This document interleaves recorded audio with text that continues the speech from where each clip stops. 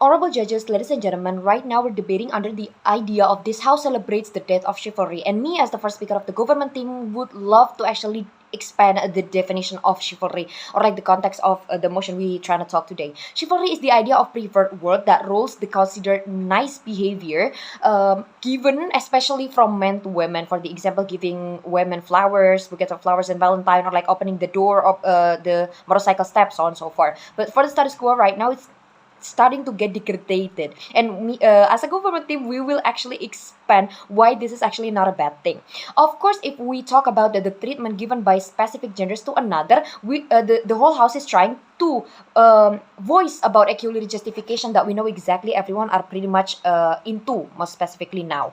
What I try to frame in this case, ladies and gentlemen, is that equality, as everyone can agree, exists for plenty specific reasons. We don't have to try to create another scenario where actually we already have this one giant proofs where back then, when we still have this terrific burden called patriarchy, humans are criticized, judged, backlashed, and adjusted just by the idea of existing genders. This leads to my first point of argument. Chivalry is just a half-witted idea cunningly offered for commercial purposes. Let's make this simple. Women were considered weak by either their physical appearances back then and or excluded states in the house of emotional and mental stability that influenced the way they act, think, and make consideration, which made them somehow subjectively pointed as powerless than men.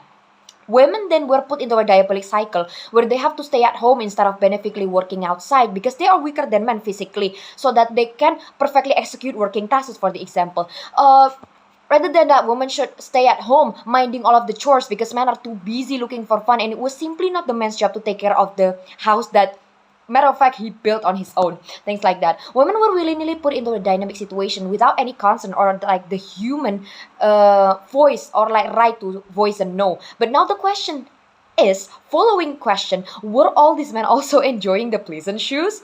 Panels, the answer is never a yes. We put men somewhat as gold factory, where they have to work irrationally hard with 6 to 6 working hours, all pressuring jobs from the very mundane ones with like wiping boss shoes to lift heavy grinder pressing metals, for the example, because who else can do that? No one are allowed to go to work as much as they do.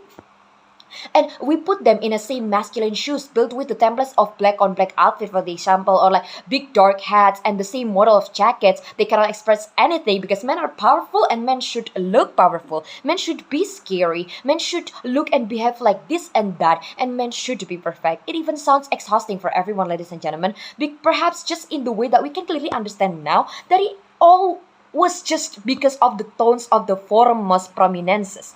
It was never convenient for anyone because people were treated for private interests for certain parties. It is true that maybe this is influenced by biological factors, but let me explain the point first. They hire men because men work logically, right?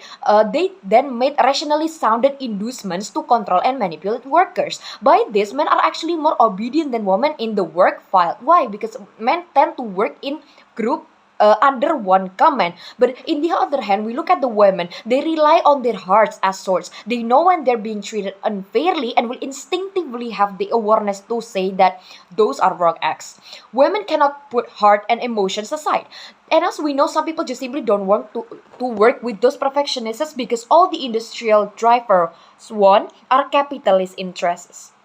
That's why, when the industrial revolutions are massively voiced everywhere, those industry elites used one's love to create new profitable trends. The situation is now turned 180 degrees. Women's voice are getting united and women's dignity is above the sky. And somehow men are also called great and higher honor when they respect women. Then suddenly, boom, ways to treat women properly were echoed everywhere. There are experts who seem to be most knowing about women, love shamans, even just lay people competing to try to make tutorials that even sound just noisy without knowing even if it's actually useful or not. But people are always just fear of missing out, right? And it's a really, really great thought. Giving a real huge stack of sweet milky chocolates for your girlfriend at Valentine doesn't seem like a pretty common thing back then before the 18th century, no?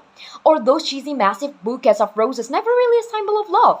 Love were about working, making a lot of funs, and blow up flavored air while your wife is wiping the dirt on your toes. I mean, if really love and affection are a solid definition like what the media are trying to point out to convince customers about fancy plain dinners, pujiasas, or basic flavored high-priced chocolates, then why it particularly changes depends on the trends that are exist in a specific era.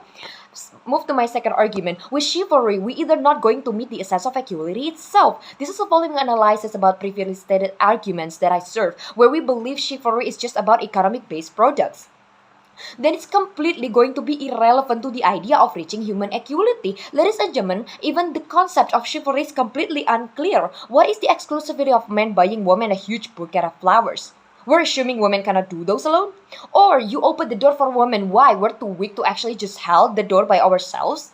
Chivalry are pretty close with doing the detailed looking things in intention to make things feel cheesy and romantic. But aren't those actually just bare minimum that we as a women are actually able to also do so? I mean, if you're really going to appreciate women by their appearance, put chivalry aside. Just be simply emotionally available and financially stable to promise your loved ones a greater and better future. It seems that many people right now misunderstood the concept of respecting and appreciating women by giving them treats, but in the other hand, forgetting the essence to try to put their logical forcing mindset away, their egos, their hypocriteness, and just simply be a loving man first before trying to express love. Remember that all because the principle right now is to find profit. So chivalry trends are targeting on men. Why? This is actually unique because universal agreement that men works, right? They make money, and by the existence of chivalry and how it's now glorified by the society, it's more likely a competition rather than pure form of love and affective expressions.